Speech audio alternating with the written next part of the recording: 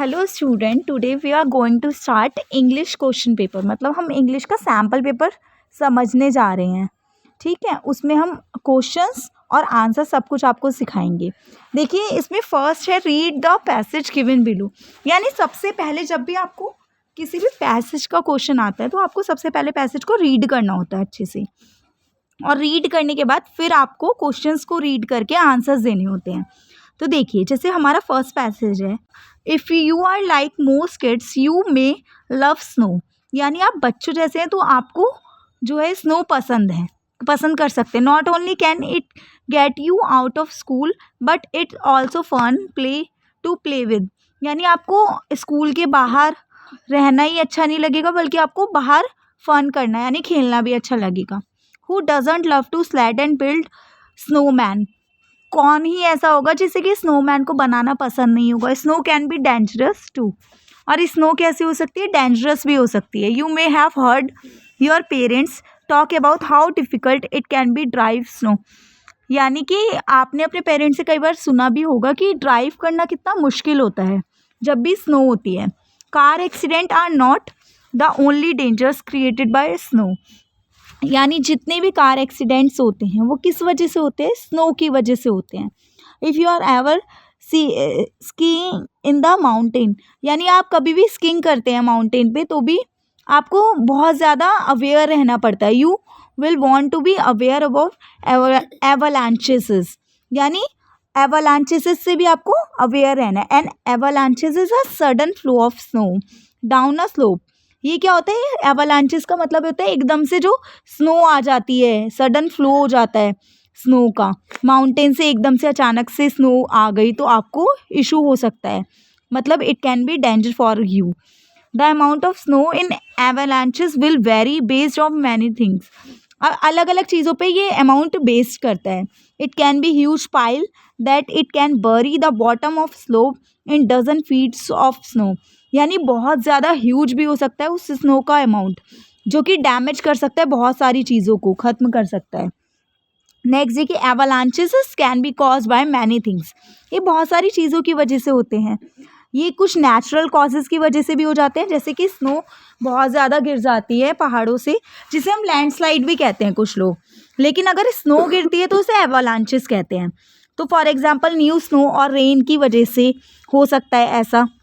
और earthquake and movement of animal have also been known to cause avalanches। यानी earthquake वगैरह natural resources भी इनके कॉज हो सकते हैं, या फिर एनिमल्स की वजह से भी।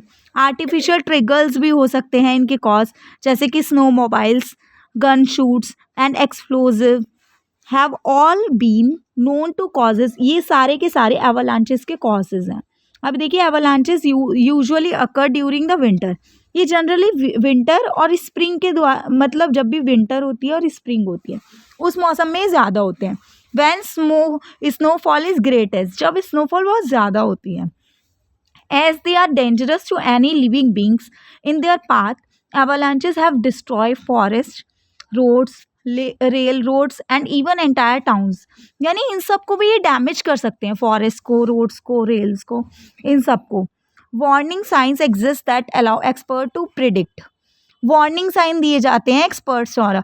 मतलब एक्सपर्ट्स जो है प्रिडिक्ट कर लेते हैं। आपको पता है ये प्रिडिक्ट यानी पहले से ही अनुमान लगा लेते हैं कि ये एवलांचेस आने वाले हैं या नहीं आने वाले। Avalanches from occurring when over a foot of fresh snowfall. Expert knows to be look out for avalanches. Explosive can be used in place with massive snow builds up to trigger smaller avalanches that don't pose a danger to person or property.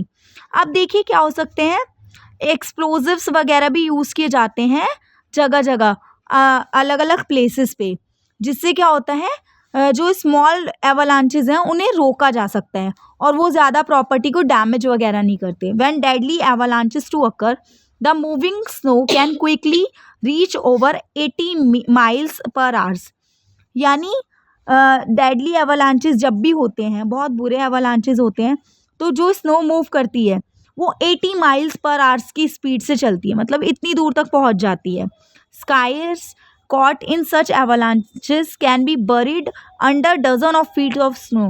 और इस समय जो भी स्कायर्स होते हैं वो snow के अंदर चले जाते हैं, मतलब स्नो के बहुत ज़्यादा अंदर. While it's possible to dig out of such avalanches, not all are able to escape. और सबको बचाया भी नहीं जा सकता. देखिए लास्ट पैराग्राफ में क्या है, if you get tossed about by an avalanches and find yourself buried under the many feet of snow. अगर आप ऐसे सोचें कि आप मतलब बरी हो गए हैं स्नो में, you might not have a true sense of which way is up and which way is down. तो आपको ये पता नहीं चलेगा कौन सा रास्ता ऊपर है और कौन सा वे जो है डाउन है. Some avalanches victim have tried to dig their way out. बहुत सारे विक्टिम्स ने निकलने की कोशिश की, उसकी वजह से डिग किया गया यानी खोदा गया. Only to find that they were upside down and digging themselves further under the snow rather to be top.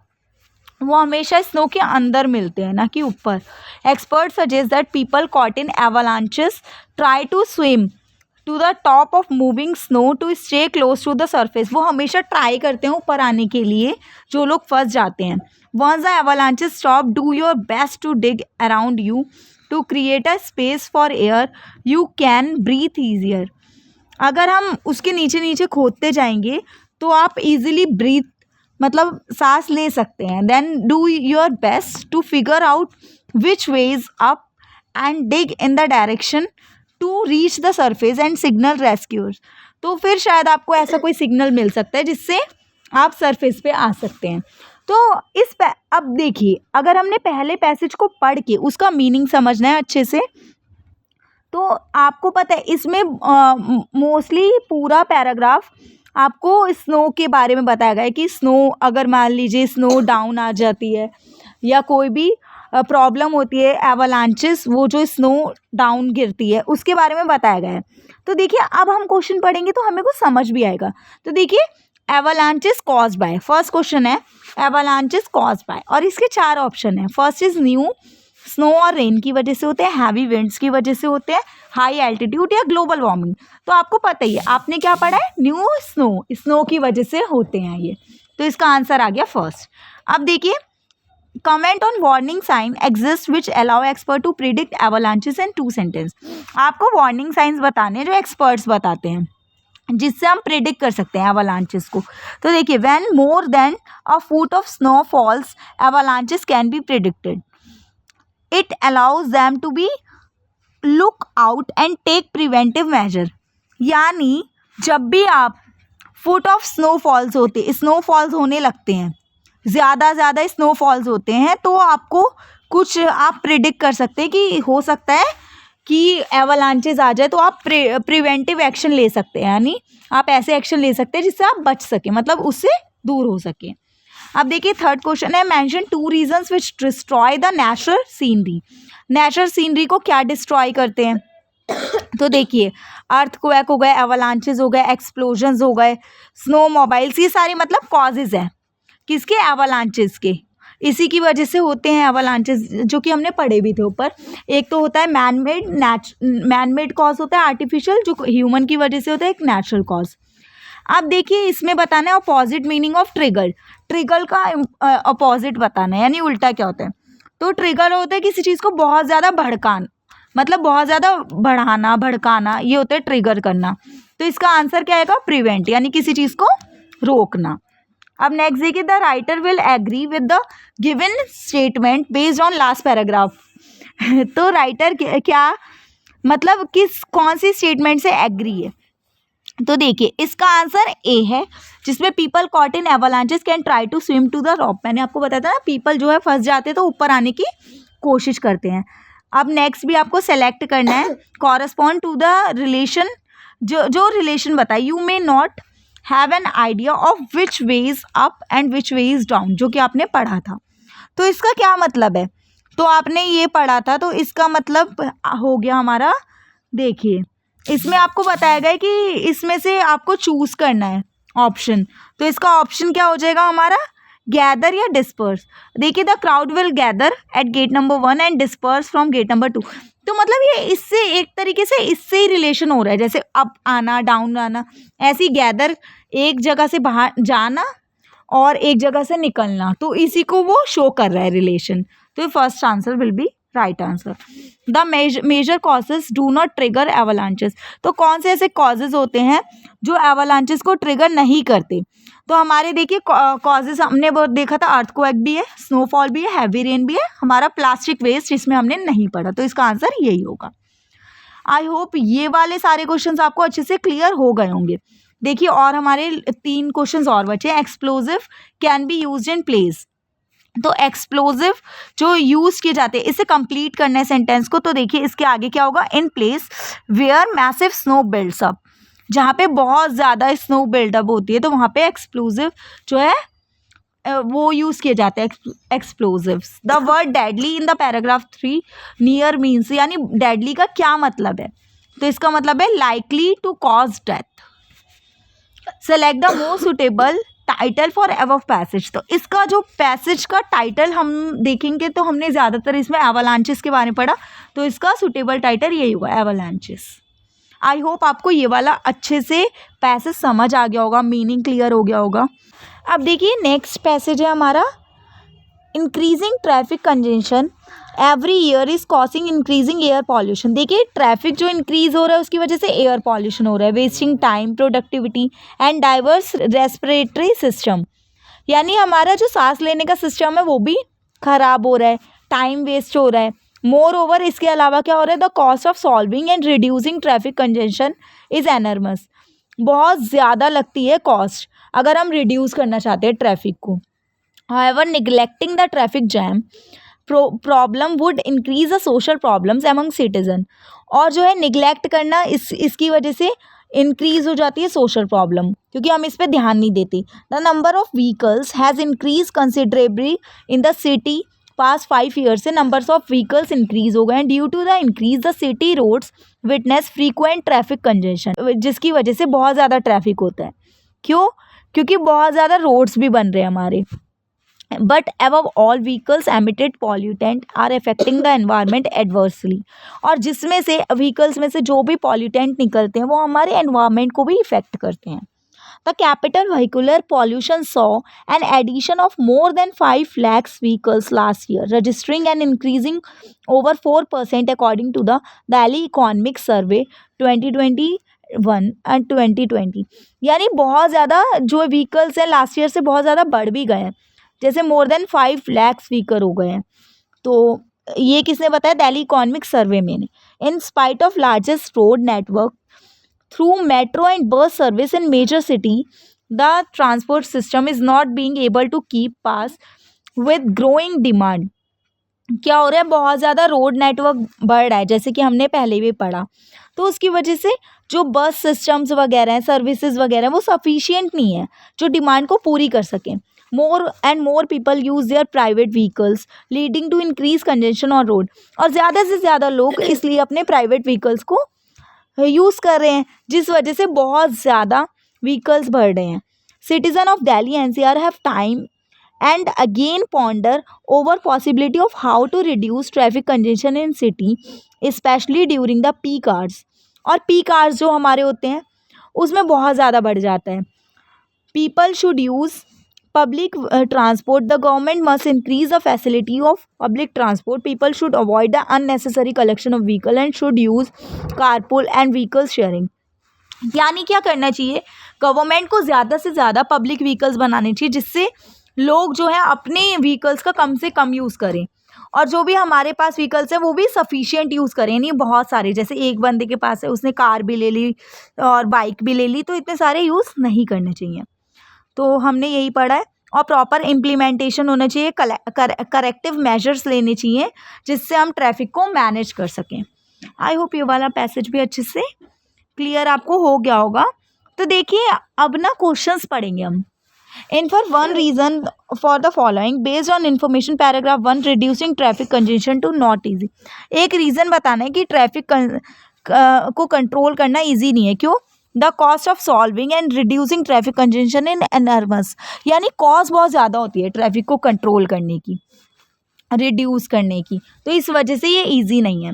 अब इसमें से सेलेक्ट करना है appropriate answer. The reason of increase traffic congestion are use of private vehicles. इसका answer क्या है?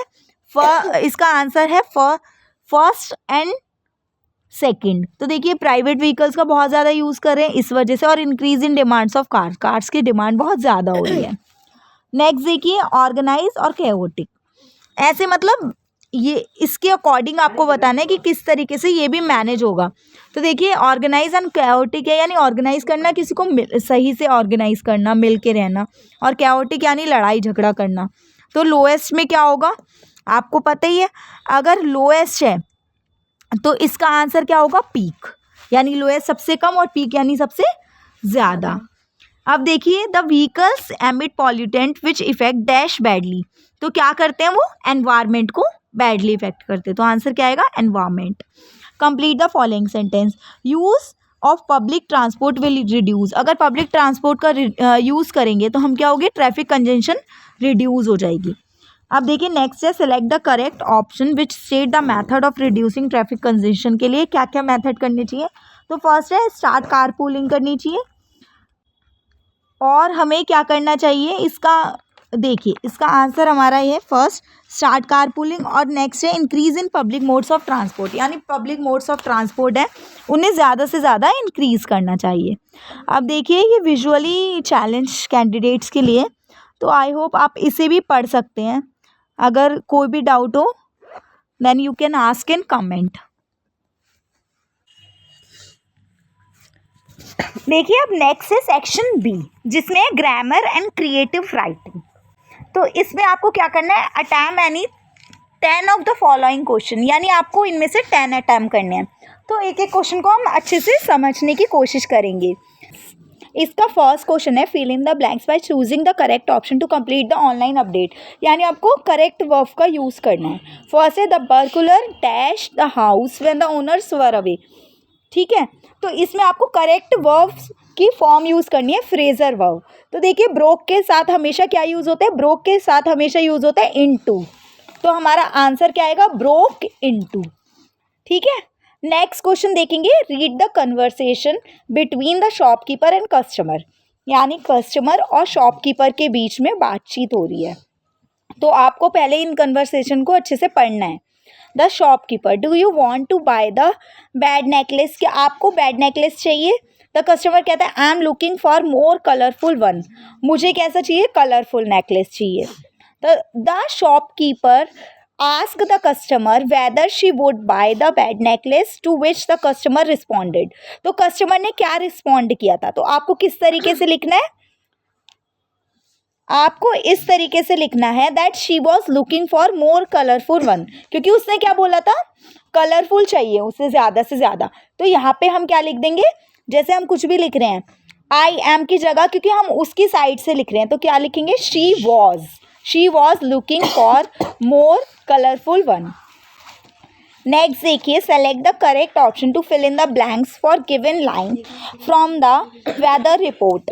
The report read there dash heavy rainfall due to western disturbance over the Arabian sea, यानी Arabian सी में कोई western disturbance है जिसकी वजह से बहुत ज़्यादा रेनफॉल हुई है।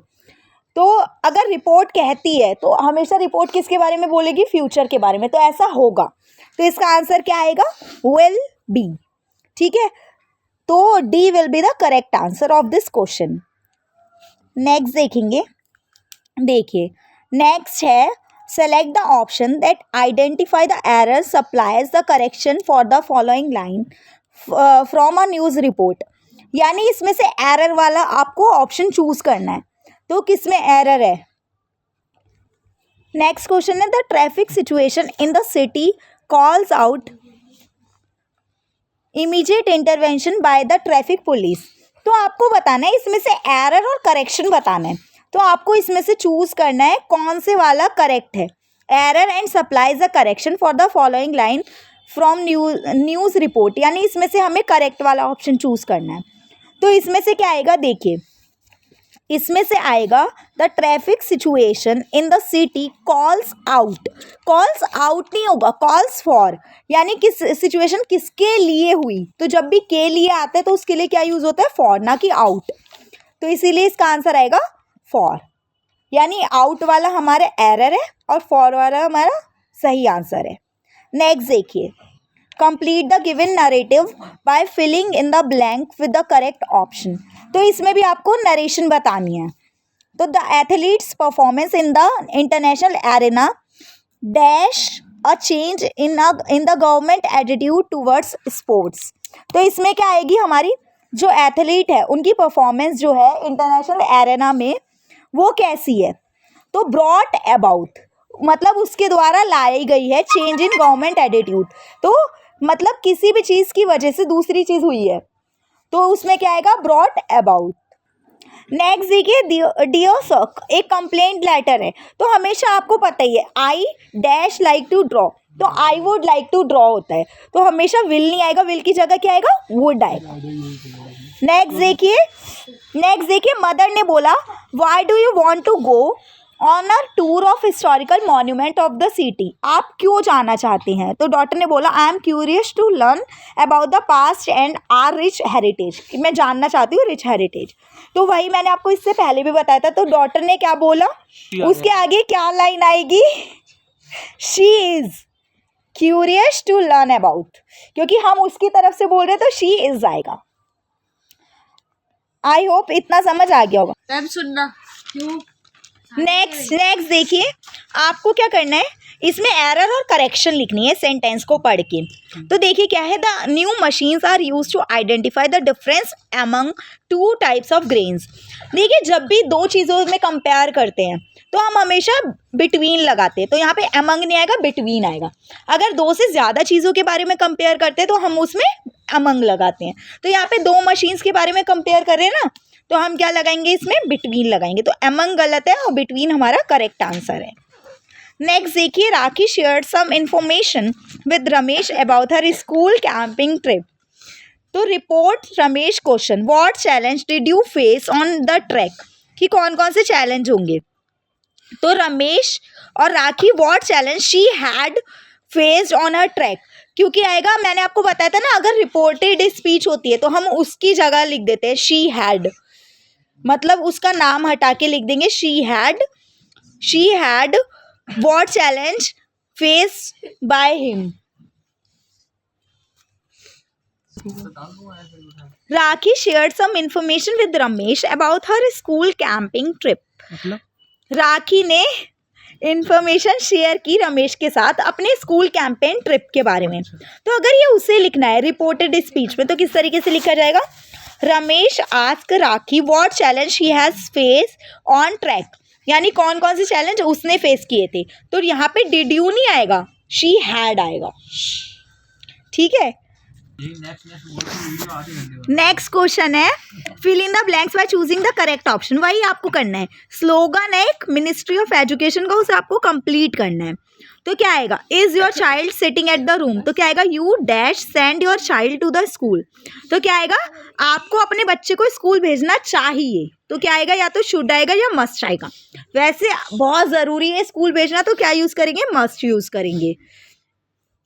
नेक्स्ट देखिए, वही आपको बार बार जो सिखा चुकी हूँ मैं, आपको ये वाला सेंटेंस फिल करना है जिसमें आपने एक कन्वर्सेशन पढ़नी है और सेंटेंस को कंप्लीट करना है। तो देखिए, Anil ask Sanjeev where he was going and offer to drop him as. तो इसमें से 4 ऑप्शंस है, आपको सही चूज करना है। तो क्या आएगा, ही was going in that direction. ठीक है, तो ये लिखा है ना, वो बोलता है I am going in that direction, तो आई एम को हटा के लगा देंगे ही वाज। ठीक है, अब नेक्स्ट क्वेश्चन देखेंगे, attractive package for different tourist destination. अब देखिए, डेस्टिनेशन एक जगह होती है, लेकिन यहाँ पे बहुत सारी जगहों के बारे में बताया गया, मिजोरम, कश्मीर, केरला, गोवा। तो यहाँ पे क्या आएगा, डेस्टिनेशंस। तो हमेशा डेस्टिनेशन गलत करके डेस्टिनेशंस यूज करेंगे। देखिए नेक्स्ट क्वेश्चन है, अब हमारा इसी सेक्शन का नेक्स्ट है क्वेश्चन नंबर 4। तो इसमें करेंगे, इसमें फर्स्ट क्वेश्चन है, write a letter to the manager of tour the world majestic complex mount road. ये आपको एड्रेस दिया हुआ है और आपको लेटर लिखना है, detail the place visit hotel you are Vivek living in Usman road T Nagar, write letter. ये आपको लेटर लिखना है मैनेजर को। टूर द वर्ल्ड के बारे में। ठीक है, तो आपको क्या क्या मेंशन करना है? सबसे पहले आपको ऊपर अपना एड्रेस लिखना है 3 लाइन में। तो सेंडर्स एड्रेस, उसके बाद डेट लिखनी है, उसके बाद जिसे आप भेज रहे हो, मैनेजर को भेज रहे हो तो द मैनेजर, देन उसका एड्रेस लिखना है। उसके बाद सब्जेक्ट लिखना है, तो सब्जेक्ट यही है आपका टूर द वर्ल्ड, ये लिख देंगे। और उसके बाद आपको जो भी लाइंस आपको लिखनी है वो लिखनी है, मतलब जो भी लाइंस बीच में आएगी। ठीक है, और उसके बाद आपको लास्ट में लिखना है यू आर ट्रूली या यू आर सिंसियरली, और लास्ट में अपना नाम लिखना है। देखिए नेक्स्ट क्वेश्चन है, ये सब बाकी ना राइटिंग का पोर्शन है जो आपको खुद ही करना है। तो देखिए फिर भी मैं आपको बता देती हूँ, जैसे इसमें आपको पैराग्राफ लिखना है। Increase of number of news channel, तो न्यूज़ चैनल जो है उनके नंबर इंक्रीज हो रहे हैं। तो आपको हमेशा पैराग्राफ में ये चीज़ याद रखनी है कि आपको हमेशा प्रेजेंट में लिखना है। और जैसे ये टेबल बनी हुई है ना, तो वही वाला आपको मतलब लाइंस में कन्वर्ट करके लिखना है, और जितना ज़्यादा आपसे हो सके, और वो भी प्रेजेंट टेंस में यूज़ करना है। इसमें पास्ट या फ्यूचर का यूज़ नहीं करना, जो अभी चीज़ें हो। नेक्स्ट है सेक्शन सी, लिटरेचर है। इसमें लिटरेचर तो आपको पता ही है, लिटरेचर में आपकी बुक से रिलेटेड सारी क्वेश्चंस आएंगे। देखिए attempt any one of given extract, यानी एक्सट्रैक्ट आपको दिया हुआ है, उसमें से छाट के आपको आंसर्स करने हैं। Let me put this more clearly since no one will believe that I am 13 years old.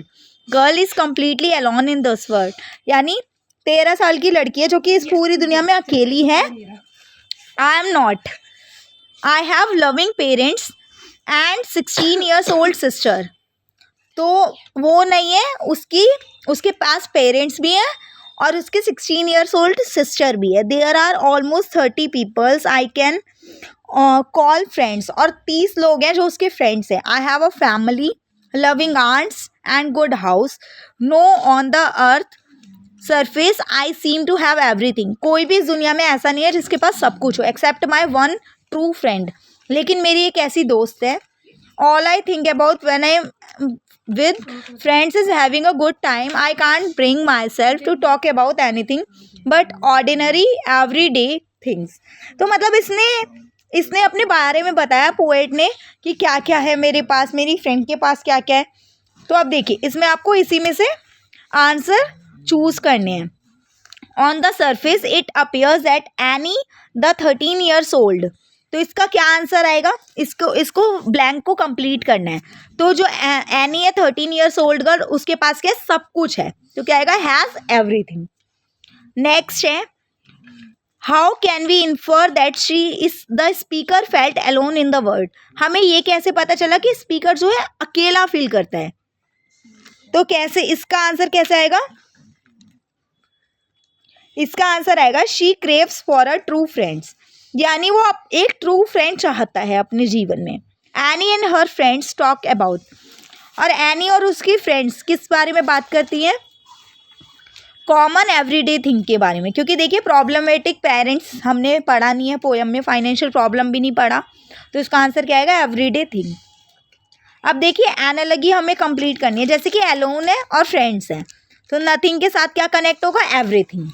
मतलब एक तरीके से अपोजिट दिखाया गया है कि अलोन होता है इंसान तो बिल्कुल अकेला होता है, और फ्रेंड सबके साथ होता है। नथिंग है, उसके पास कुछ नहीं है, तो इसका क्या आएगा? एवरीथिंग, यानी सब कुछ है इसके पास।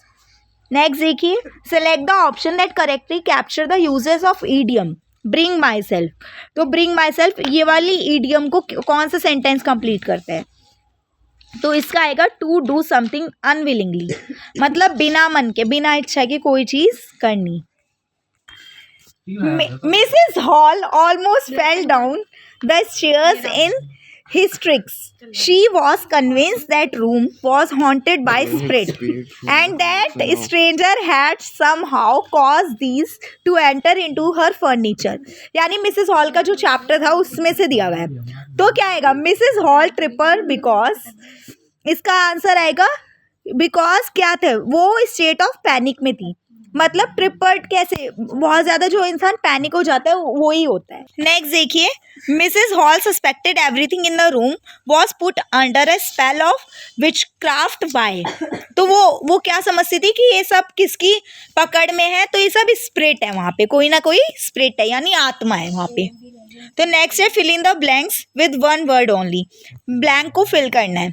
तो क्या आएगा, Mrs Hall was afraid that spirit had enter her, तो वो किस में आ गई है, स्प्रिट किस में आ गई है, एंटर हर फर्नीचर, तो इसका आएगा फर्नीचर।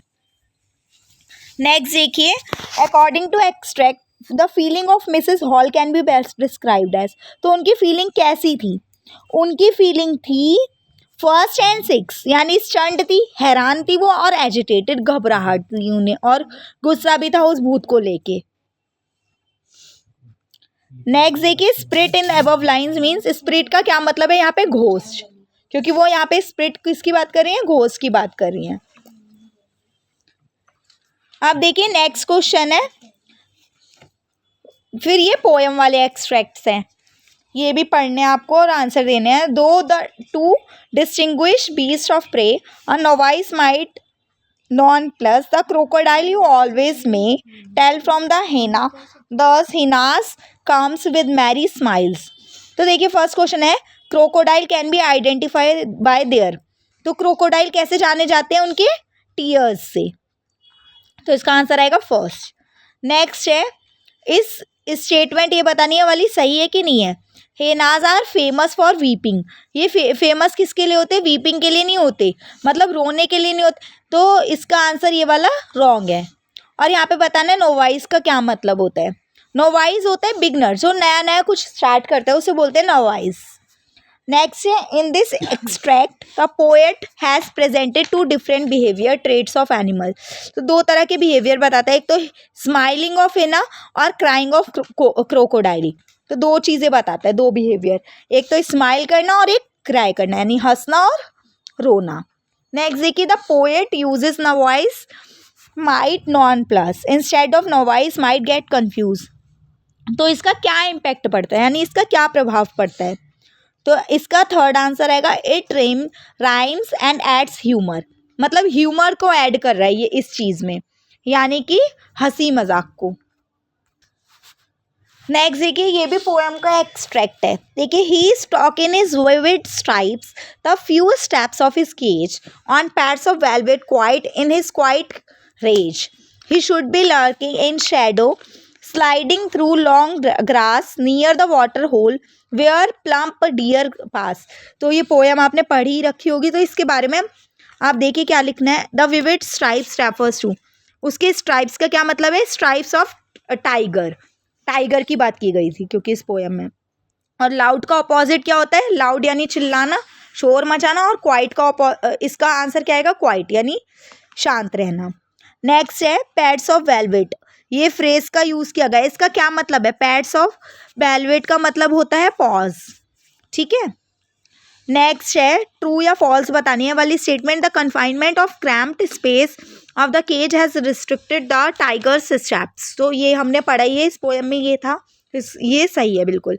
नेक्स्ट है, the tiger was lurking in shadow, ये इसमें बताना है, फिल करना है ब्लैंक को, तो क्या आएगा, इसका क्या मतलब, टू कैच इट्स प्रे, यानी अपने शिकार को पकड़ने के लिए वो भड़कता है, यानी आवाज़ें निकालता है वो। अब देखिए नेक्स्ट ही आपके ना क्वेश्चन आंसर्स हैं जो आपको खुद ही लिखने हैं, तो देख लीजिए कौन कौन से क्वेश्चंस हैं, इनके आपको आंसर्स करने हैं, ये सब लिटरेचर में से, आपकी बुक में से। आई होप ये वाला सैम्पल पेपर आपको अच्छे से क्लियर हो गया।